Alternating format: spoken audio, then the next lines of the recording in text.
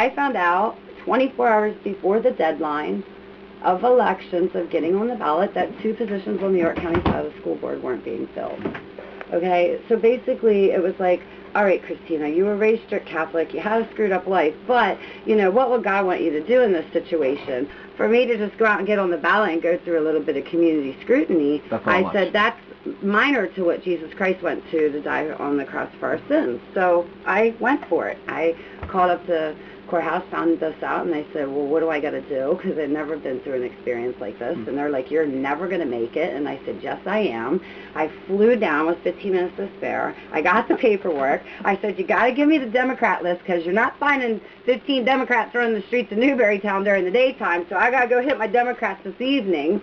So I went around knocking on doors with my sponsor that helped me. You know, Carol Umpenauer, was the one that signed for the Democrat. And so we got the whole list and got the signatures that we needed and went, and then I cold called in Two Brothers off the street at the local writers and just got people, Republicans, to sign the next day, and went and met Carol, and we got everything notarized through with my accountant and went down with 15 minutes to spare, and I got on the ballot. I can never begin to fill Chris Malley's shoes.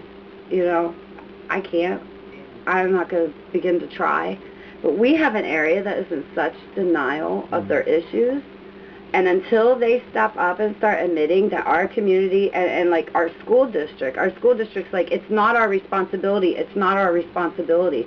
Well, I deal with kids in this neighborhood whose dad is dealing drugs, mom is on crack, the children are living with other parents that aren't their mom and dad, and they're running amok all over the countryside. And I try to set an example for these kids and help them. And the school's like, it's not our responsibility. Well, what happens to those kids that don't have a mom and dad? Whose responsibility it is? Because if somebody doesn't step up and start trying to help these kids and mentor them and teach them the responsibility, we're going to end up having them be our responsibility when they end up in jail, 3 hats and a cot. And it's about rehabilitation and getting to the root of the issues in order to solve some of the financial crises going on in districts all over our country. This is a trash community, but I see a lot of kids in this community growing up that have so much potential. They're slipping through the cracks left and right. And I was one of those kids that they left slip through the cracks in 1986, and I'll be gosh darn if they're going to let my 16-year-old who wants to be an FBI agent slip through the cracks. And if I have to educate them by putting them in Commonwealth Connections Academy because the high school can't do it, and then run for school board to set an example and say, hey,